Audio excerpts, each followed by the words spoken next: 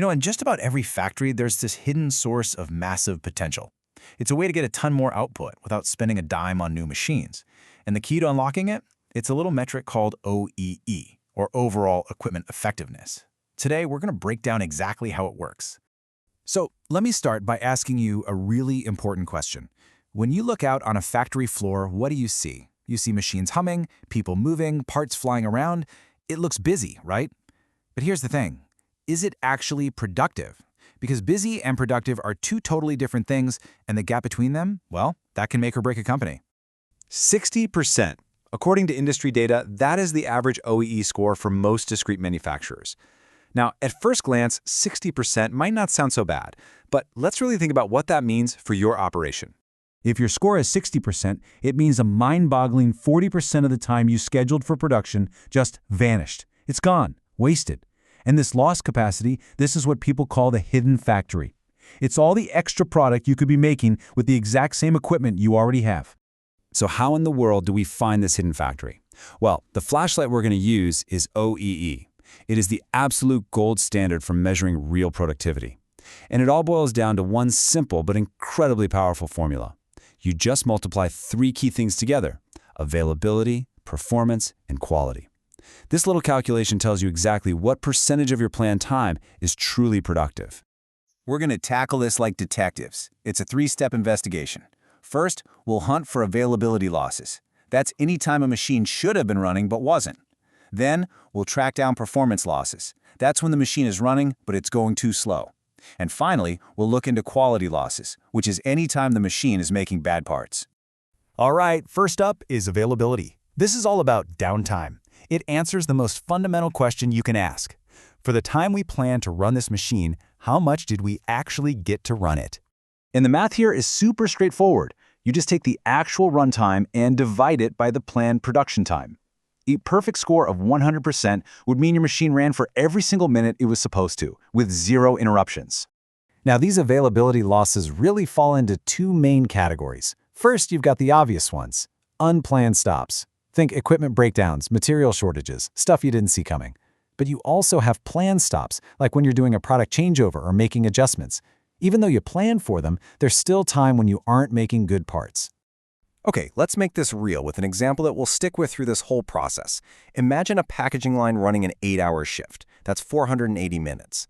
Let's say we take out breaks, and that leaves us with 440 minutes of planned production time. But on this particular day, the machine went down for a total of 60 minutes, unplanned. So we just take our 440 minutes, subtract the 60 minutes of downtime, and divide the result by 440. Boom. Our availability score is 86.4%. Pretty good, but there's definitely room for improvement. Okay, on to our second clue, performance. If availability asks, were we running? Performance asks, well, how fast were we running? You can really just think of this as the speedometer for your machine. So what we're measuring is how close your actual production speed was to the machine's ideal top-rated speed. A perfect 100% score here means that every single part you made was produced at the absolute fastest speed the machine is theoretically capable of.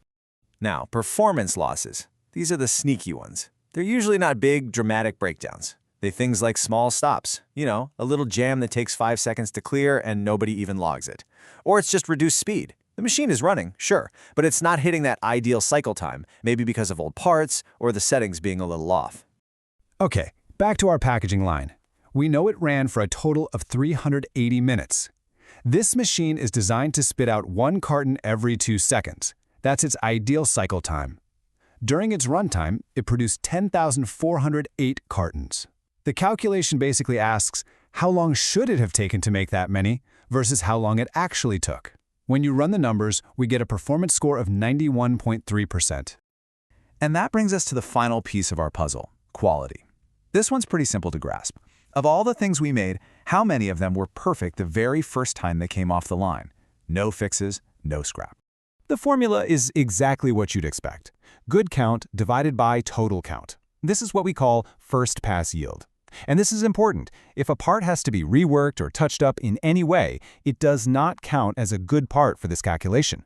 We are only interested in what was made perfectly the first time.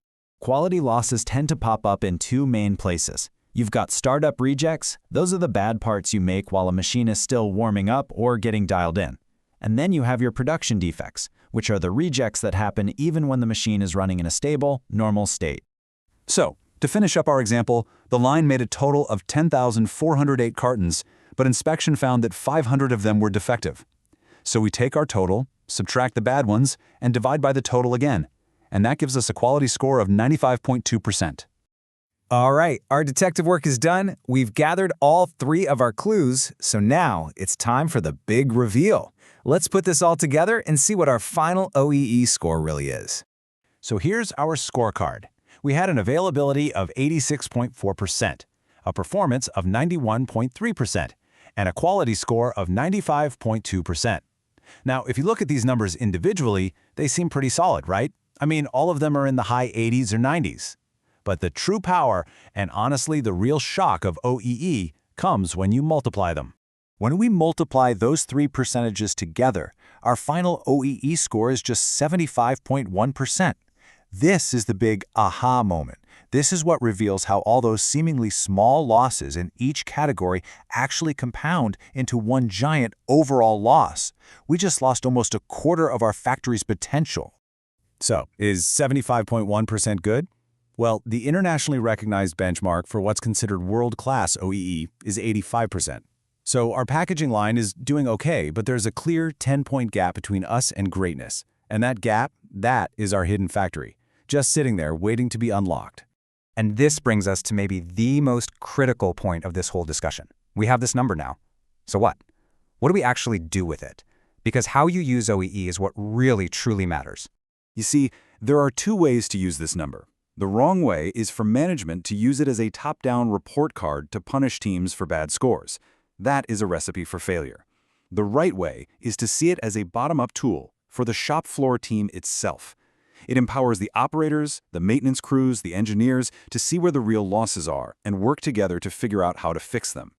So at the end of the day, you have to remember that OEE isn't the answer. It's the flashlight. It doesn't fix your problems for you, but it shows you exactly where to look. It tells you which questions you need to start asking. So the only question left for you is, where are you going to start?